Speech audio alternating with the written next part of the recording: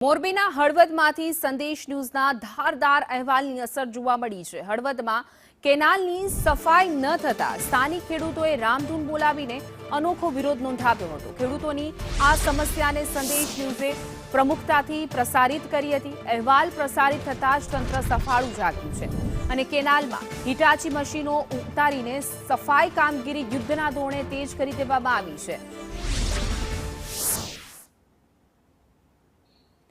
સંદેશ ન્યૂઝે અહેવાલ પ્રસારિત કર્યા બાદ હવે તંત્ર જાગ્યું છે અને કેનાલમાં સાફ સફાઈની કામગીરી કરવામાં આવી રહી છે। અહેવાલ સંદેશ ન્યૂઝે પ્રસારિત કર્યો હતો ત્યારબાદ એક્શન મોડમાં આવ્યું છે। હળવદની આ કેનાલ કે જ્યાં સાફ સફાઈ યુદ્ધના ધોરણે કરવામાં આવી રહી છે, કેનાલની સાફ સફાઈ કરવામાં આવી છે તો ખેડૂતોએ રામધૂન બોલાવીને વિરોધ કર્યો હતો। ત્યારબાદ સંદેશ ન્યૂઝે આ અહેવાલ પણ પ્રસારિત કર્યો હતો।